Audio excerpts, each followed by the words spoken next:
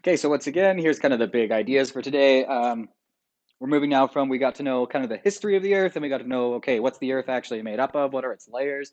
Now, as you probably guessed from the name of the unit, right, the changing Earth, we're going to look at how does the Earth change? Because it's actually changed a whole bunch since its creation 4.5 billion years ago, right? Right? Obviously, the life on it has changed. There's no dinosaurs around anymore, right? But more than that, the surface of the Earth itself has changed quite a bit. So we're going to look at that here. Okay, so here are just, again, the big ideas. If you want to pause, take a look at those, maybe write them down and come back to them, okay, or just have them open, that you should be taken away at the end of this. Okay, so to kind of get a bigger picture of this story of how we come to think about the way that the Earth is changing, it helps to kind of go back and think, well, what did we used to think about it? So at first there was something called the static Earth theory, okay? And static literally means static. If something is static, it is not moving or not changing. It's staying still. Okay, and so that theory is exactly what it sounds like. Static Earth means the Earth isn't changing. It's not moving. Okay, it's staying the same. Basically, people used to believe it could not change because it had essentially been created to be exactly the way it was, right? It's perfect. There's nothing wrong with it. It doesn't change. It should be exactly how it's always been, right? And then people said, well, what about earthquakes and volcanoes? And they said, oh, well, it's kind of the Earth's almost breathing, right? It's expansion and contraction, and then when that happens, you kind of get earthquakes and volcanoes. But it's stuck the way it is, right? It's not changing. So what's the problem with that? Well, there's more and more evidence being discovered back then, right? It was becoming more and more clear that really does look like the Earth has been changing, right? The Earth's surface has been changing quite a bit. It didn't used to look the way it does today, right? So the big problem with that is more and more evidence that the Earth had changed a lot throughout its history. Okay, so then we kind of had to move on from static Earth theory, and then there was these two kind of competing theories. For the most part, at the beginning, people kind of bought into what was called catastrophism, which is again what it sounds like. That violent catastrophes are what changed the Earth, right? So that's things like really big events, okay, catastrophes, right? Earthquakes, volcanoes, floods, meteor impacts, anything that would actually cause the Earth's crust to get like totally messed up, thrown up in the air, kind of, right? To get really messed up. That was the main thing that caused changes on the Earth's surface. That was catastrophism. That the main way the Earth changes is through catastrophes. So, in other words, the Earth didn't change, and then suddenly changed a whole lot in a big, crazy catastrophe. So, maybe we'll just say that. That's kind of how I think about catastrophism, right? No change, no change, no change, no change at all, and then big change, and then no change, no change, no change, no change, no change, big change, right? Only big changes happen because of these catastrophes. But for the most part, the Earth is not changing. Now, the third one, the one that competed with catastrophism, and spoiler alert, the one that ended up winning out against catastrophism, is something called uniformitarianism. Okay, big word. Uniformitarianism means just steady, slow, and steady changes, right?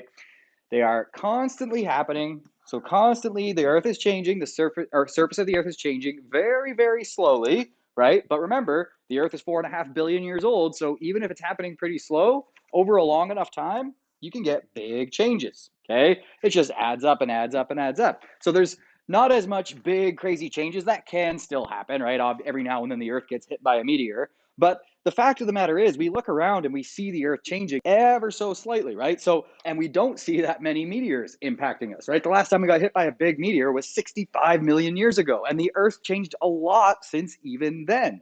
So, this catastrophism, sorry, there's just not enough catastrophes to explain the amount of change we've seen on the Earth, right? So, uniformitarianism is slow and steady, right? Little small changes every single day, right? Little tiny changes every day. Constant but tiny changes. So think of it like your hair growing, right? Day by day, do you notice your hair growing? Well, not really, right? One day goes by, you're not really going to notice your hair growing.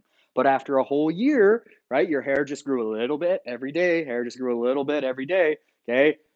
After a year, you're going to have pretty long hair. Same goes for the earth. It barely changes on a day to day. We can't really notice it. The processes are so slow and so steady. But fast forward a couple million years, and you're going to notice those differences, okay?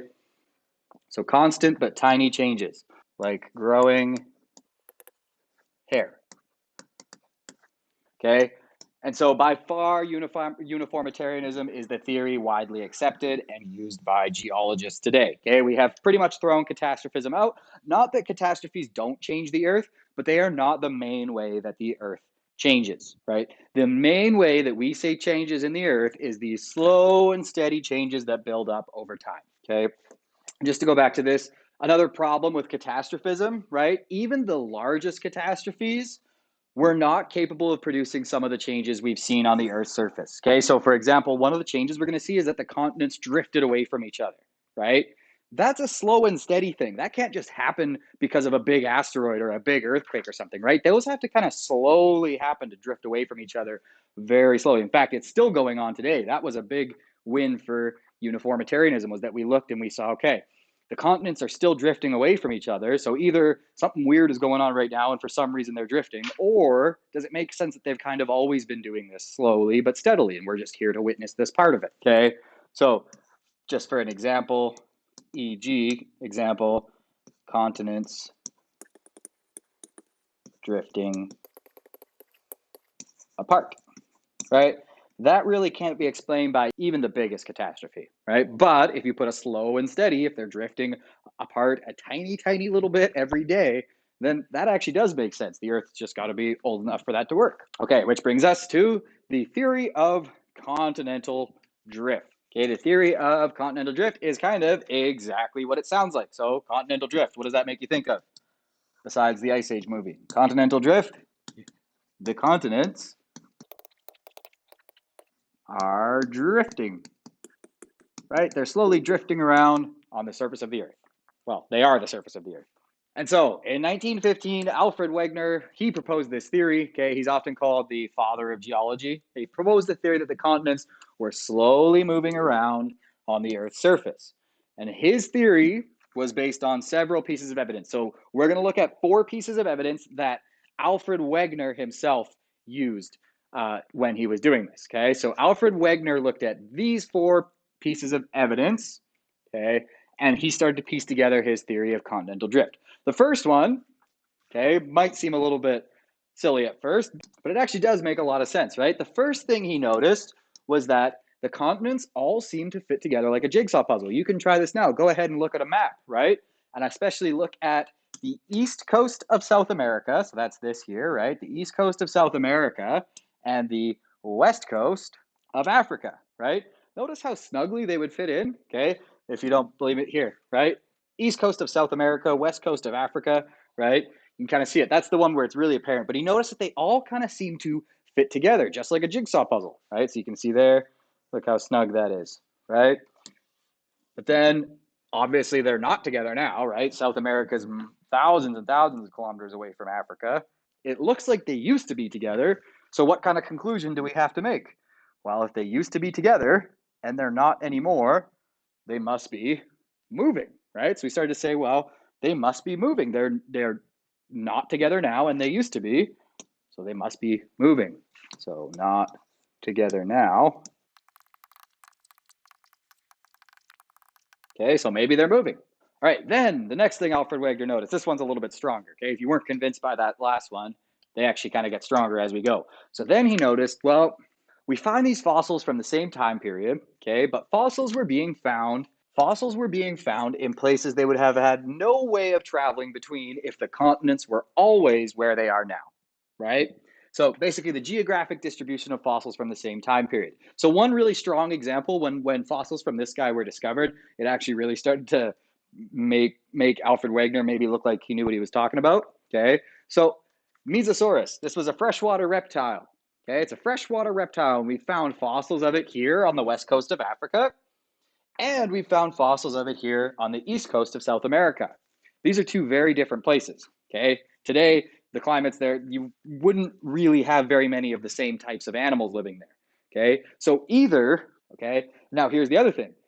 Notice that freshwater lizard. How does a freshwater lizard, how could you find fossils of something that was here and over here? Because they wouldn't have just evolved separately on 2 different continents, right? When we do our biology unit, we'll look in more depth at that, but that couldn't really happen, right? They would evolve differently based on what the ecosystem they were living in is.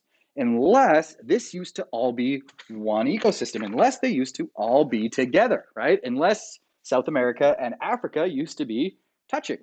Well, then you could just have these kind of areas be the areas where these mesosaurs liked to roam.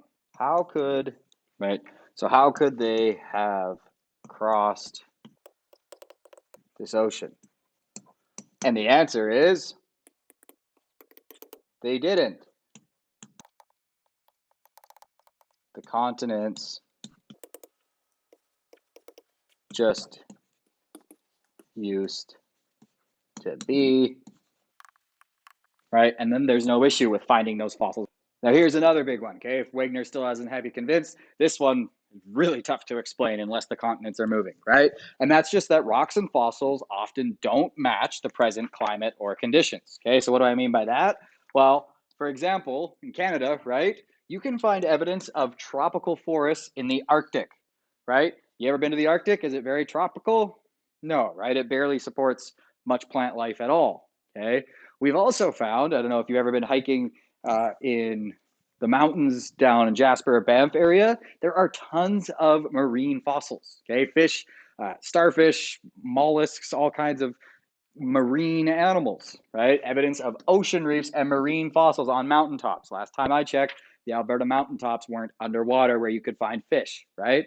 So if it's looking like this land used to be in a very different place, well, what do we have to conclude? Well, the land is moving, right? The continents are actually in motion. So Alfred Wegener started to piece this together. Just taking a look at this map here, you can see some real wild examples, right? For example, look at this, a fern growing in Antarctica, okay? Antarctica is home to zero plant life, maybe some algae in the waters or whatever, but definitely no plants growing on the land in Antarctica, okay? See this guy here? Look at, this is where this guy used to roam, this red part. Can you think of many animals today that could survive in Africa, India, and Antarctica? Probably not, right? Penguins live in Antarctica. Good luck putting a penguin in Africa or India, right? It's going to get pretty warm pretty quick. Okay, so that's actually because Antarctica didn't used to be frozen landscape, right? It used to actually be pretty tropical. It used to be up by Australia, but what happened? Is it still there? No, it moved, right? So this is kind of how all of these continents used to be. Look at that. Can you imagine South America, Africa, Antarctica, Australia, India all together, right? But that's the only way we can really explain the fossils that we find in all of the areas. We can kind of piece together where they would have lived and roamed based on the fossils we find today. There's our old friend, the Mesosaurus. See, that used to be right together. Okay. Finally, and we're going to look a lot at rock layers later in the unit when we go to do dating techniques. Okay. For now, though, just know that the layers, right, they build up rock sediments as they build up over time, as you get new layers and layers of rocks building up on top of each other. They start to tell a story, right? As you go back, you see, okay, I'm going back in time. I'm looking backwards at different, what used to be the top level and then got buried, right? You can kind of go back in time. And literally kilometers apart, literally oceans apart sometimes, right? Miles away, or even these two might be separated by an entire ocean, right? Oceans apart, even two completely different continents, and you will find layers that match up perfectly. Okay, now this is getting really hard to explain if those continents didn't used to be together, right? If they didn't used to be together, how can the layers in them match up? Right, so you can see, look at that. That's a exact match. We have the same fossils there, right? We have the same fossils here, okay? Yes, there's a bit of a layer missing, but maybe something different was happening at the time there, right?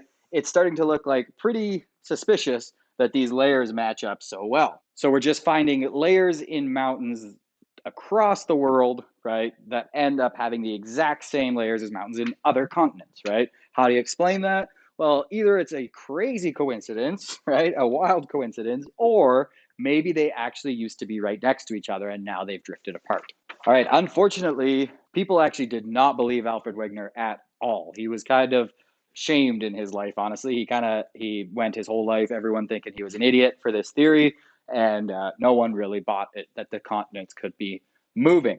Okay, and a big reason that his theory didn't catch on too well is that he could not explain why they moved. He saw they were moving, he knew they had to be moving, but he couldn't explain why they moved. And so scientists basically said, yeah, okay, move on. And they figured out their own reasons and saw all his really strong observations, honestly, and just kind of said, yeah, but whatever. Kind of made up their own and moved on from it. Okay. So Wegener's theory was forgotten until other very strong pieces of evidence were discovered that supported his idea. So now we're talking like, well, modern-ish times, right? So the big one was actually during World War II. So in World War II, we started to really map the floor of the oceans a lot, right? Why? Because we were using sonar in submarines. Okay, so we were really starting to map the floor of the ocean. We were using a lot of sonar and bouncing back, and we actually got a pretty good picture of what the ocean floor looked like for the first time in a long time. Well, for the first time ever. Okay, and so we started to notice all these underwater trenches, fractures, and the big one, mid-ocean ridges. Okay, mid-ocean ridges. What's a mid-ocean ridge? It's essentially it's an underwater mountain range. And just like the name suggests, in the middle of the ocean, right? And guess what? In the middle of the ocean is smack dab in the middle of two continents, right? And so this is kind of a side view of a mid-ocean ridge, right? We're going to look at them in a little more depth in a second here, but this is kind of the side view of it. So right now you've cut the Earth in half and you're looking at a mid-ocean ridge, okay? And what we've now discovered in modern times, especially with the use of satellites and things like that, is that mid-ocean ridges, first of all, they're at the bottom of all oceans, okay? They're right in the middle. And guess what? The ocean floor on opposite sides of the ridge is moving in opposite directions. So the Earth is spreading that way, and the Earth is spreading that way. So you might have, for example, right, Africa over here getting pushed that way. And what's over here? Well, like we saw before, South America, right, getting pushed that way. And so what are they doing? They're spreading apart because of this mid-ocean ridge. So we'll get more into the mechanism next topic, but basically what's happening is it's almost like a scar in the Earth, right, like a cut, and it's bubbling up. The hot magma from the asthenosphere is bubbling up, going out, pushing it to the side. Okay, we're going to go into more depth on that later, but that's essentially the idea by a mid-ocean ridge. So once we started to discover those, we started to say, ooh, Alfred Wegener actually seems like he was onto something. Unfortunately, Alfred Wegener had already passed on. The last one, the really strong piece of evidence, is something called paleomagnetism. Remember, paleo, what's that mean?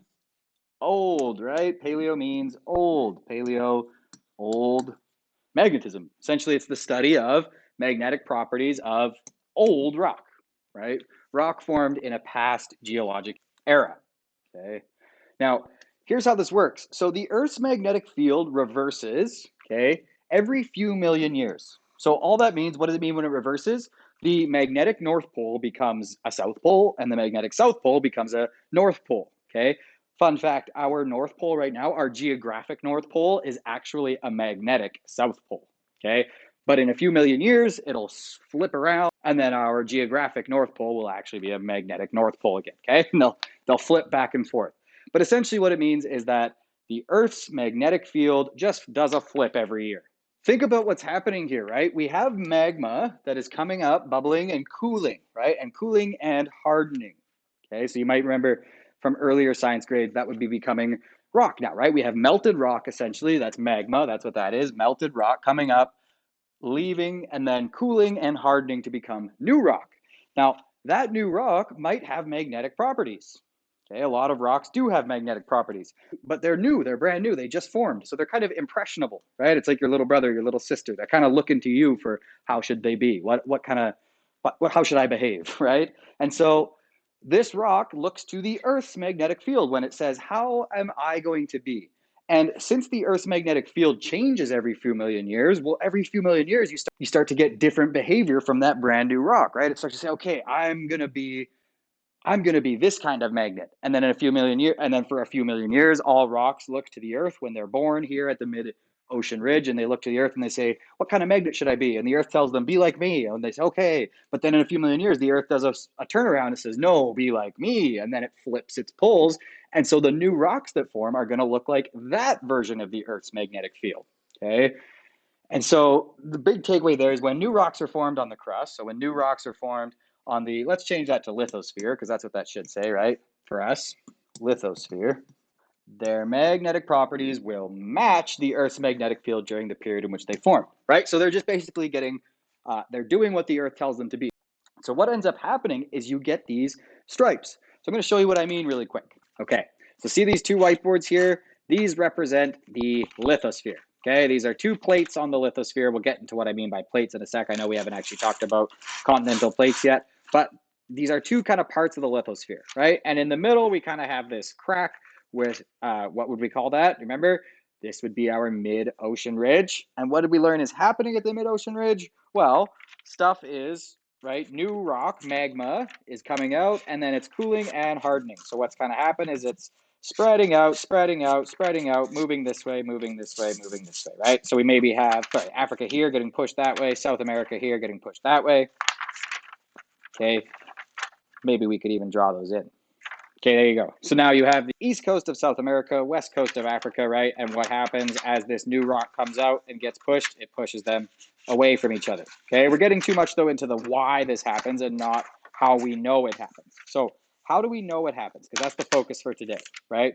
How do we know the continents are moving? Well, there's a big piece of evidence for it. And that is the fact that, okay, when, let's say they started out here, or we're at least going to start looking at when they look like this, okay? Remember, as that new rock comes out, it's impressionable, just like your little brother or sister, right? It comes and it says, what should I be like? And what that new rock does, since it's going to have a magnetic properties, it looks to the Earth and it says, how should I be magnetically, right? How should I look? And sometimes the Earth looks like this, and it says, okay, all you new rock that's formed for a while, you're going to look like this.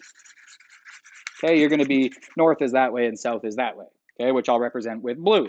And then what happens? Well, new rock keeps coming, the continents keep sliding, right? And then a few million years go by, and guess what? The Earth changes, right? So all that rock would have the same magnetic properties because the Earth was the same for a few million years for its magnetic properties.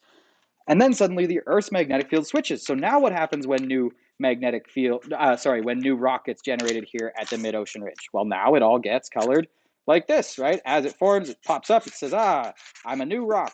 It's nice to be here. Hey, Earth, how should I be aligned magnetically? And it says, well, now I'm doing this new thing where south is north and north is south. So here's how you're going to do it too, right? And then, okay. So all the new rock for a while says, okay, cool, I'm going to be this kind of magnet. I'm going to be this kind of magnet. And then guess what happens in a few million years? The magnetic field of the Earth switches again, right? And so now it's back to looking like this, back to how it was before, right? Great, okay, new rock keeps bubbling up, new magma keeps coming up and hardening, right? Keeps going, keeps going, keeps going. Oh, been a few million years, right? You can tell it's been a few million years because look at how much South America and Africa have spread apart, right? That doesn't happen overnight. Been a few million years, and guess what? The Earth is in a rebellious phase again. It's going to change its magnetic field. And so when we look for the next few million years, it's all going to be striped like that. Okay, that's how the magnetic field lines are going to be. And then maybe one more time we can fit it in. The Earth is going to swap its magnetic field again. So north becomes south and south becomes north. Okay, and voila. Look at what we have at the end of this. Okay, so in the middle, right on either side of our mid-Atlantic ridge there, notice how it's completely symmetrical. Okay, notice how because the rock was just spreading and coming out, right? There's a blue line, there's a blue line, then a red line and a red line, then a blue line and a blue line, and then a red line and a red line, and then a blue line and a blue line. You notice that? It's perfectly symmetrical about the middle point, the midpoint ridge, the mid-Atlantic ridge, right? And this is actually what we see on our ocean floors. When we look at it and we study the magnetic properties of the rocks, we see that it's weird. We've got these exact stripes from inner to outer, and they perfectly match up across the mid-Atlantic ridge. Okay, they seem to be, I mean, it's not actually blue and red, right? But it's the same idea, north-south versus south-north, north-south, south-north, okay? And so this provides really strong evidence. And so especially since when we date the rock, the oldest rocks are here and the youngest rocks are here, right? So they get older and vice versa over here.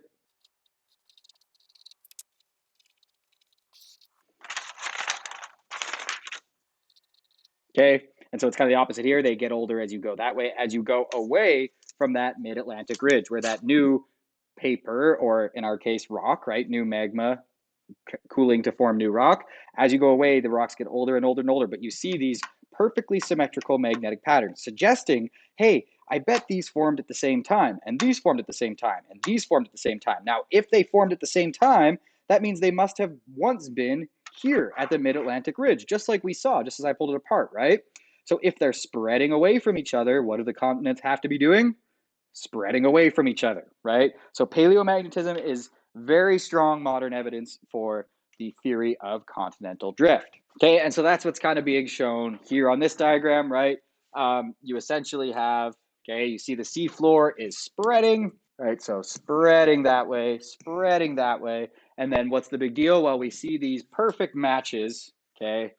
We see a north matching up with a north right where they happen to be, but then we see a south right where it's this way matching there. Then we see a north, okay? And that's just kind of too big of a coincidence for that to not tell us that, hey, I bet these formed at the same time, and they used to be where these new norths are, and they're just getting pushed away and pushed away and pushed away, okay? So mid-ocean ridges have mirror images of magnetic field stripes on either side, suggesting new rock is forming there and slowly pushing the old rock away from the ridge. Okay, which is true because the rock gets older as you go this way, right? We can date the rock and it gets older as we go that way. More on how we date it later. So remember, new lithosphere is forming here. Finally, how do we know? Well, we can see it, right? Now we've actually reached a point technologically where we can actually see that the continents are moving, right? We can see that the ocean floor is spreading. So we can take satellites and monitor where the coasts of each country are, okay, or each continent is, and we can see that the Pacific Ocean is spreading apart at an average of 10 centimeters per year. The Atlantic Ocean is spreading apart an average of 1.3 centimeters per year. So the final reason how we know the continents are moving, well, we can measure it. We can see it happening right now, okay? Unfortunately, Wegener didn't live to see people realize that he was definitely correct, but either way, he was definitely correct, okay? And you're all learning about his theory now, right? So right now, okay, we are moving they say about at the rate that your fingernails grow. Okay, so about the rate your fingernails grow, the continent is moving. So it's not a very fast ride, but give it a billion years and the Earth's going to look a lot different. Okay, that wraps up this topic on continental drift. If you're looking for practice, check the agenda or the Google Classroom for which questions from the formative work are good practice for this stuff. Okay, and at the end, I'm just going to bring these up again. So take a look at these. It's always a good idea to take a look at them at the end. Okay, are you able to answer the big ideas here?